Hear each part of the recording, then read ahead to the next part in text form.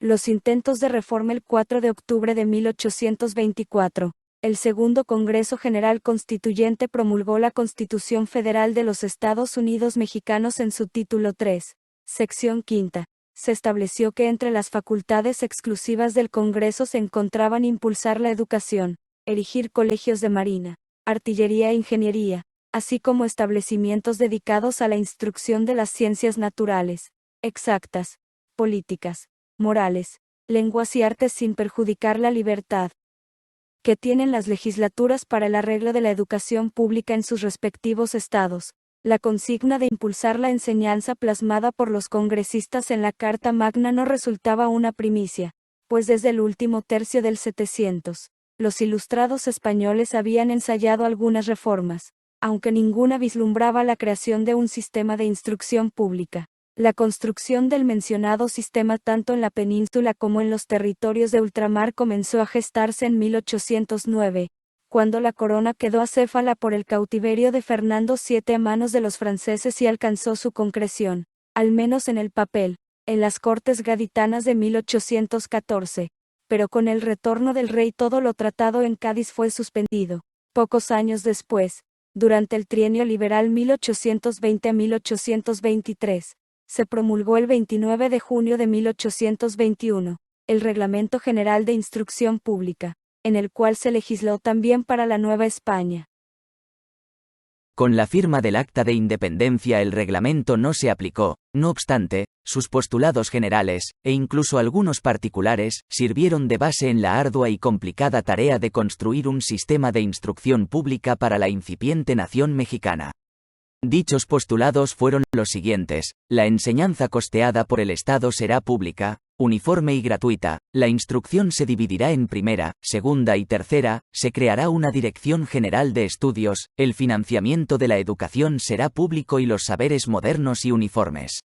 En México, los intentos para crear el pretendido sistema comenzaron en 1823 durante el gobierno del Supremo Poder Ejecutivo. Este órgano presentó un proyecto de reglamento, al que le siguieron otros ensayos en 1826 y 1827, pero ninguno logró avanzar debido a la inestabilidad política y económica que aquejaba al país. Además de los ensayos señalados, Lucas Alamán, quien desde su puesto como ministro de Relaciones había efectuado algunas propuestas para reformar la enseñanza, dedicó en su memoria del 12 de febrero de 1830, un apartado para hablar sobre los establecimientos de instrucción del distrito.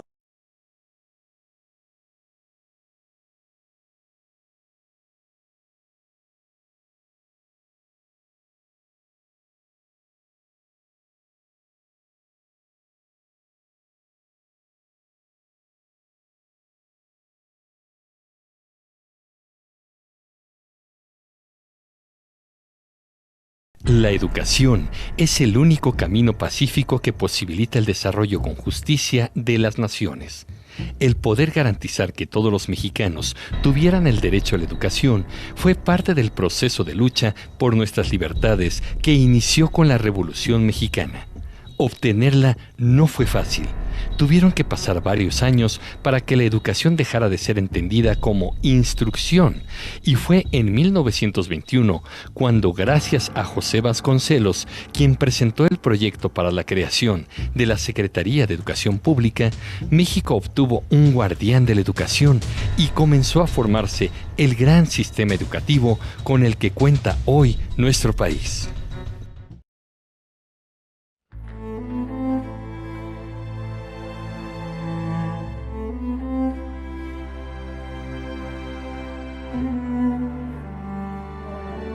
Historias del México contemporáneo.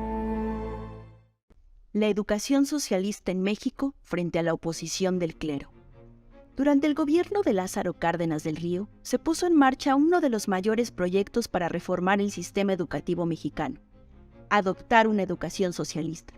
Pese a que el término alarmó a diversos sectores políticos y sociales, la reforma fue aprobada en 1934 y estableció el nuevo modelo educativo en los niveles básicos de educación y algunos programas de media superior del país.